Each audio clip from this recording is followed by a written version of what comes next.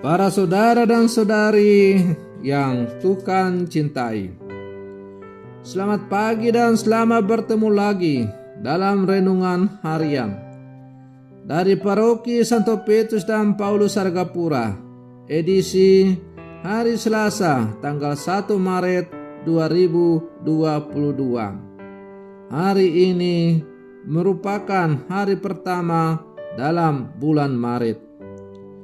Mengawali hari yang baru ini, kita hendak mendengar dan merenungkan sabda Tuhan. Marilah sebelum kita mendengar dan merenungkan sabda Tuhan, kita berdoa. Dalam nama Bapa dan Putra dan Roh Kudus. Amin.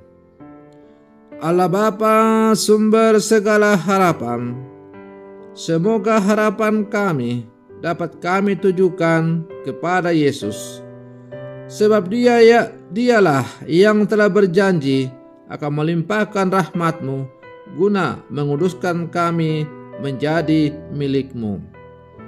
Bersabdalah ya Tuhan, kami siap untuk mendengarkan. Terpujilah Engkau Bapa, Putra dan Roh Kudus, kini dan sepanjang segala masa. Amin.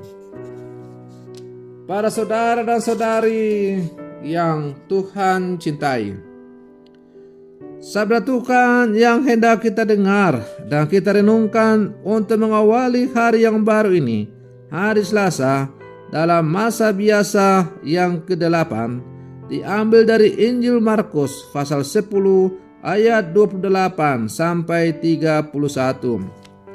Tuhan bersamamu. Inilah Injil Tuhan kita Yesus Kristus menurut Santo Markus.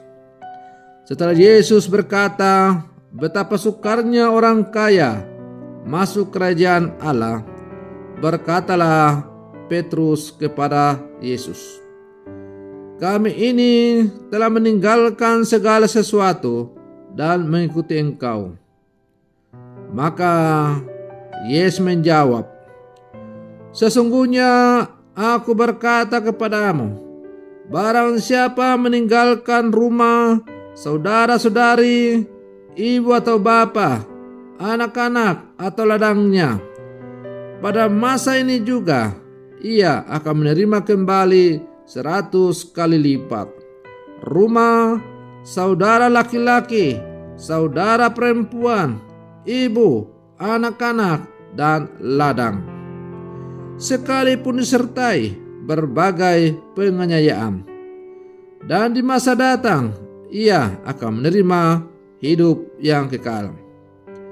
Tetapi banyak orang yang terdahulu akan menjadi yang terakhir, dan yang terakhir menjadi yang terdahulu." Demikianlah sabda Tuhan. Para saudara dan saudari yang Tuhan cintai, setelah orang muda yang kaya itu pergi kesal dan sedih hati karena banyak hartanya, sebagaimana kita dengar dalam kisah Injil yang kita dengar pada hari Senin, maka kini giliran para murid yang gelisah soal upah mengikuti Yesus, sebagaimana digambarkan dalam bacaan Injil yang baru saja kita dengar tadi. Mereka tampak ragu dan ada semacam nada penyesalan dalam pernyataan Petrus. "Kami telah meninggalkan segala sesuatu dan mengikut Engkau." Lantas apa yang diperoleh dari mengikuti Yesus? Jawaban Yesus kemudian tampak jelas. Segala sesuatu yang ditinggalkan demi mengikutinya kelak akan digandakan.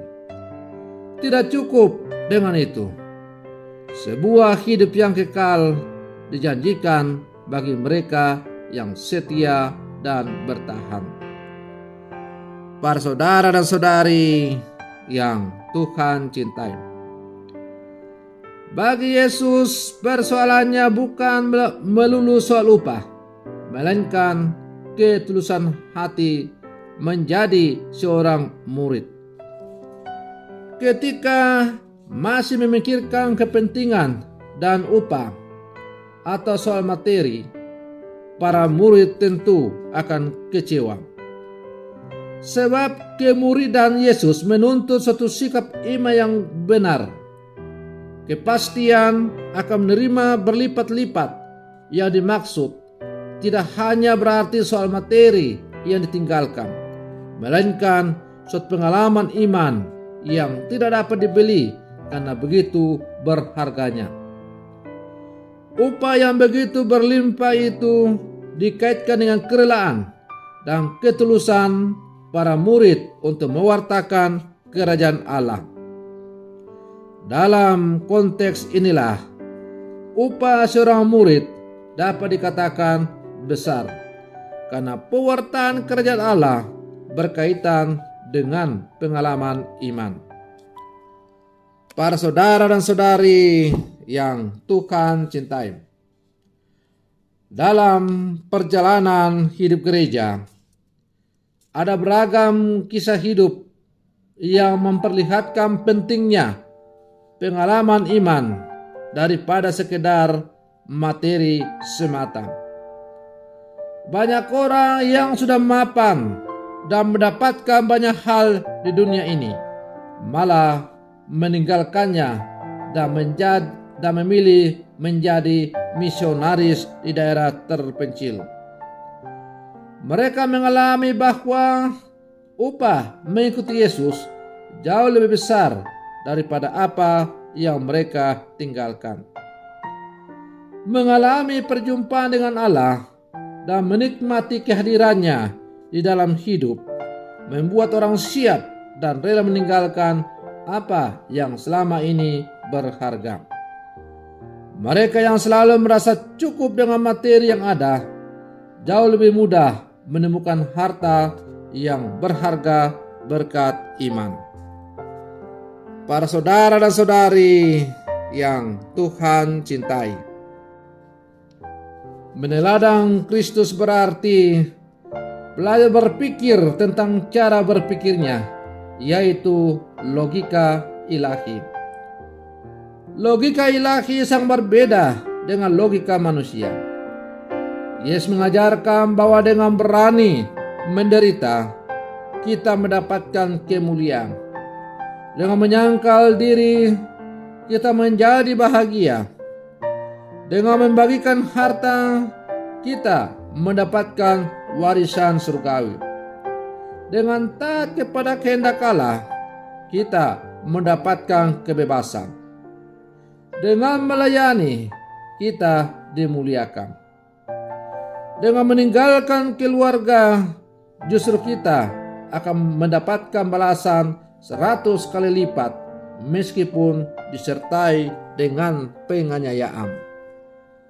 Para saudara dan saudari yang Tuhan cintai, mengikuti cara berpikir ilahi dan meninggalkan cara berpikir lama tidaklah mudah. Karena banyak kebiasaan yang sudah terbentuk dalam diri kita, tidak mudah untuk diubah atau diganti. Belum lagi penganiayaan dan perlawanan yang muncul dari orang-orang di sekitar kita. Hal yang juga banyak mempengaruhi adalah keyakinan kita akan hal-hal rohani. Cara berpikir Kristus ini perlu secara sadar, tahu dan mau dilatih berkali-kali dan secara tekun agar menggantikan cara berpikir kita yang lama, yang lebih banyak mengandalkan kekuatan sendiri, mengandalkan kekuatan dunia. Para saudara dan saudari yang Tuhan cintai, maka marilah dalam menjalani kehidupan kita, apalagi besok kita sudah akan memasuki masa retret agung, yang biasa kita kenal dengan masa Prapaskah, yang diawali dengan penerimaan abu, kembali kita disadarkan akan kerapuhan kita sebagai manusia. Dalam kerapuhan kita sebagai manusia itu, Allah tetap menyatakan cintanya kepada kita.